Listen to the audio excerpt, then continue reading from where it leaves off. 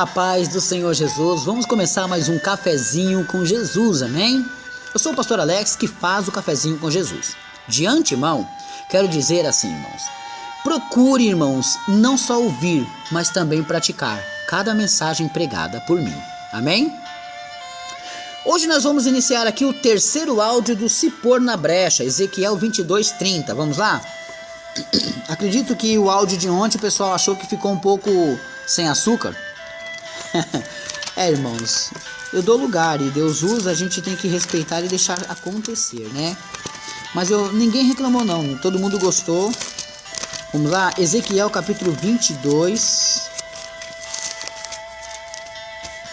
e o verso 30, que diz assim: E busquei dentre eles um homem que estivesse tapando o muro, que estivesse na brecha perante mim, por essa terra, para que eu não a destruísse, mas a ninguém achei. Essa palavra, ela é o título da nossa mensagem, né? Se pôr na brecha, se pôr na brecha, e a gente tá aprendendo aí que temos que buscar pelas vidas, né, irmãos? Temos que buscar pelas pessoas e fazer a vontade de Deus, não a nossa, não a do homem. Porque o homem não vê como Deus vê. E Deus também não vê como o homem vê. Tá entendendo? Nós temos que compreender o que Deus quer da nossa vida. Nós temos que compreender qual é a vontade de Deus na nossa vida, né? Nós aprendemos bastante coisa ontem e acredito que vocês gostaram, né? Eu sei que vocês entenderam o que Deus quer passar pra gente. E eu sei que Deus tem um compromisso muito profundo com cada um, né? Eu acho que às vezes, irmãos, nós temos que deixar os nossos ouvidos abertos para a palavra de Deus, mesmo que seja uma palavra pesada. Tá entendendo? Isso é uma coisa assim que tá dentro da gente. A gente pondera muito a palavra do Senhor. E Deus não quer dessa maneira. Deus quer que a gente dê lugar para a palavra dele, que a gente escute a palavra dele. Tá entendendo? Eu gostaria que você abrisse a sua Bíblia em Jeremias capítulo 29. Jeremias está antes de Ezequiel, já que nós lemos Ezequiel. Procure aí Jeremias capítulo 29. Vamos lá. 29 verso 11. Você já está achando? Eu já achei. 29:11, eu vou fazer a leitura que diz assim: Porque eu bem sei os pensamentos que penso de vós, diz o Senhor, pensamentos de paz e não de mal, para vos dar o fim que esperais. Porque eu bem sei o pensamento que penso de vós. Uma frase muito bonita, né? Quem falou isso foi Deus, escrito por Jeremias aqui, né? Que, na verdade, quem não foi nem Jeremias que escreveu, né? Mas não vou entrar nesse detalhe agora. Mas eu bem sei os pensamentos que penso de vós, pensamentos de paz. É o pensamento que ele tem de você.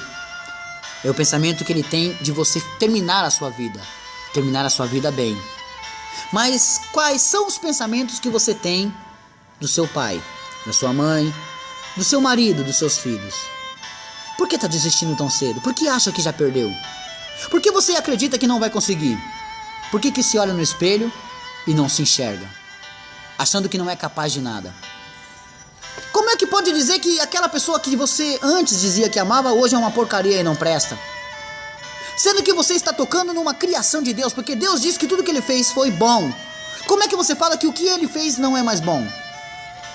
Como é que você fala que aquilo que ele fez não presta, que é uma porcaria? Pense. Nós aprendemos aí em alguns áudios já, né? Na sua visão, tudo está como deveria estar. Exemplo, bem feito para eles que não estão com Cristo, porque não querem nada de Deus. Todo dia, em vez de ir para a igreja, tá indo pro bar, encher a cara. Tão bem feito para eles. Se tomar uns tiros, se morrer, é assim que as pessoas pensam? É assim que você talvez está pensando? Pode não. Que benção, você conseguiu dinheiro, comprou uma casa? Ótimo, glória a Deus. Ah, você agora também comprou um carro? Maravilha. Que maravilha. Mas tem pessoas piores que você. Pessoas que não alcançou a mesma graça que você alcançou. E não é porque ela não alcançou a mesma graça que ela não presta. Não é que porque você tem dinheiro para jogar no chão aonde tem um mendigo deitado, você é superior a ele. Lembre-se de Lázaro e o rico, a parábola que Jesus contou. Cuidado, recebestes bem na sua vida, e esses homens aí só receberam mal. Cuidado, o jogo pode virar. Então tenha compaixão das pessoas que necessitam de você e se ponha na brecha por eles. Você já parou em algum momento e pegou o nome de uma pessoa e falou assim: esse eu vou orar todo dia. Se Deus vai fazer a obra ou não, não é mais problema meu, mas eu vou orar todo dia. Se todas as 6.000 pessoas que ouvem o cafezinho hoje sair na rua e pegar um nome para orar, vamos, tente isso. Pega o nome de uma pessoa, pastor, se eu quiser catar 10, 20, se você honrar o compromisso de orar, amém. Mas estou dizendo pega o nome de uma pessoa. Patrão, posso? Qual é o nome do patrão? Francisco, ore por ele. Moça, a senhora trabalha aqui faz tempo? Eu trabalho aqui, tá? E a vida, como é que tá? Tá muito boa não. Qual que é o nome da senhora? Maria. Legal. Vou orar pela Maria. Por favor, motorista, qual que é o nome do senhor mesmo? Roberto. Eu vou orar pelo Roberto. Seu guarda, desculpa, só um minutinho. Como que é o nome do senhor? Alceu? Senhor Alceu, eu vou orar pelo senhor. Moça, a senhora atende aqui faz tempo, eu sei que aqui é agitado, corrido, né? Mas como que é o nome da senhora? Margarida? Eu vou orar pela senhora. Se põe na brecha por eles. Se cada um fizer a sua parte, não espere que o outro faça você. Nesse cômodo de todo mundo esperar que alguém faça, ninguém está fazendo nada. Se todos der as mãos, não sobra mão para atacar uma pedra. Então está na hora da gente agir, da gente pensar e fazer alguma coisa. Eu acredito que a igreja está aberta, mas ela não quer que eles venham empurrados ou machucados. A igreja quer que eles entrem de livre e espontânea vontade, de nenhum problema. Na visão de Paulo, olha como é que anda a situação. Na sua visão, problema deles. Não é assim que a gente pensa? Problema deles, não querem conserto com Deus. Vamos ver na visão de Paulo? 2 Coríntios 4:4. O que Paulo vê com essa situação? Vamos lá. 2 Coríntios capítulo 4, verso 4. Nos quais o Deus deste século cegou o entendimento dos incrédulos, para que lhes não resplandeça a luz do evangelho da glória de Cristo, que é a imagem de Deus. Quer dizer que Paulo escreveu aqui? 2 Coríntios capítulo 4, verso 4. Decora. 2 Coríntios 4, 4. 2 Coríntios 4, 4. 2 Coríntios 4, 4. Ô irmão, o que está escrito em 2 Coríntios 4, 4? Que o príncipe deste século, né? O Deus desse século, ele cegou o entendimento dos incrédulos. Quer dizer que os incrédulos que estavam com você por aí afora, esses que estão do seu lado no ponto de ônibus ou dentro do ônibus, esses que estão com você agora sentado aí na faculdade, na escola, onde for, esses incrédulos não estão enxergando a luz. Sabe por que não enxergam a luz?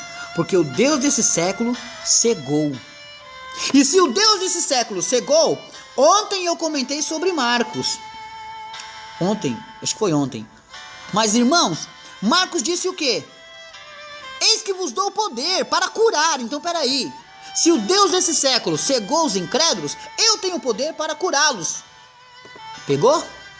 Não, pastor, eu sou meio lento para pegar. Tá bom, vamos lá. Eu repito para você. Marcos, capítulo 16. Marcos só tem 16 capítulos, tá? Verso 15, 16 e 17. Vamos ver se dá para ler todos. Marcos é antes de Lucas no Novo Testamento.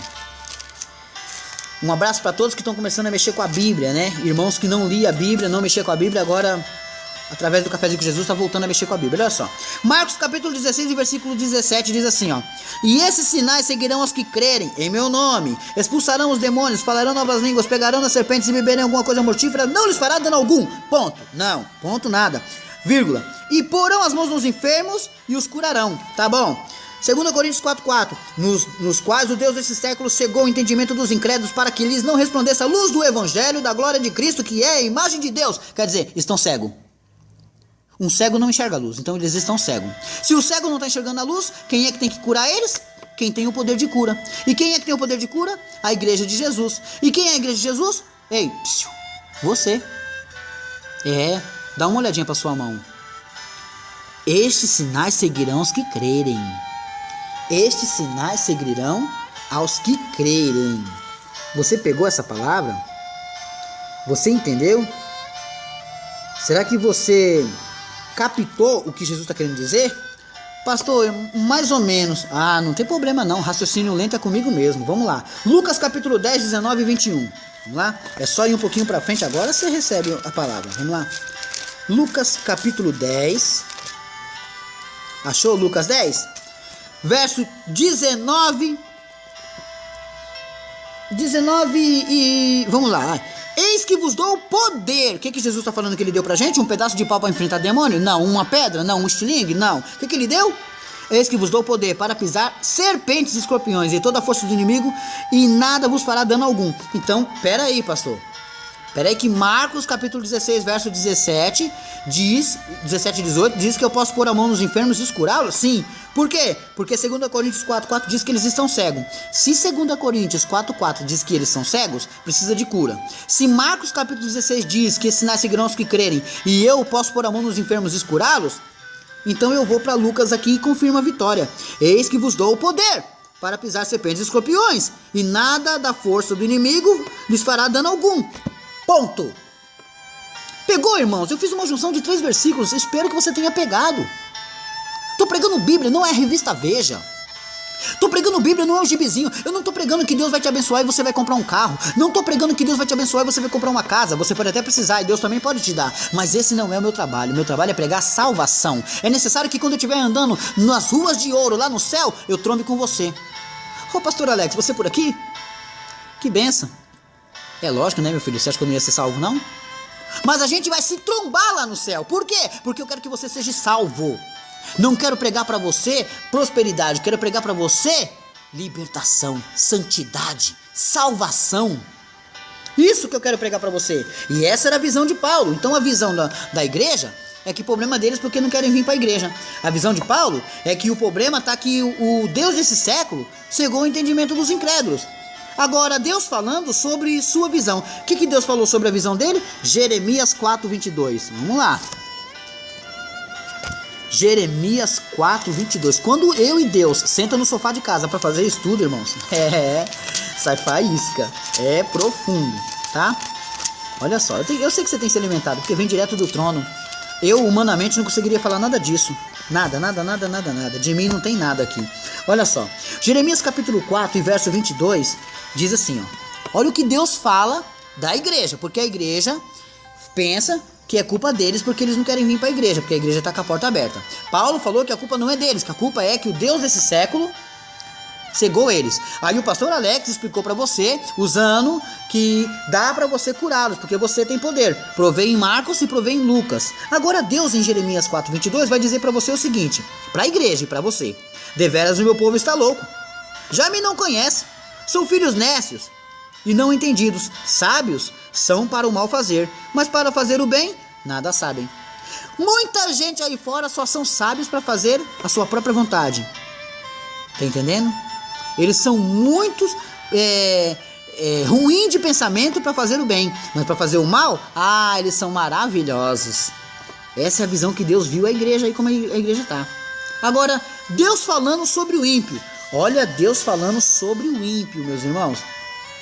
Ezequiel 18:23. Vamos voltar para Ezequiel 18:23. Que está escrito assim: desejaria eu de qualquer maneira a morte do ímpio? Diz o Senhor Jeová. Não desejo, antes que se converta dos seus caminhos e viva. Aleluias. Oh, glória a Deus, irmãos, que maravilha, né? Olha Deus falando: desejaria eu a morte do ímpio? Olha que lindo. Desejaria eu a morte do ímpio? Diz o Senhor Jeová. Não, desejo antes que se converta dos seus caminhos e viva. Profundo. Lucas 18:23. Ezequiel 18:23. Profundo, meus irmãos. Deus não deseja a morte do ímpio. Então seu pensamento está errado com as coisas do mundo. E volte agora e faça o que é certo. Volte agora e se ponha na brecha. Ajude eles, porque eu sei que você pode. Amém? Irmãos, eu finalizo aqui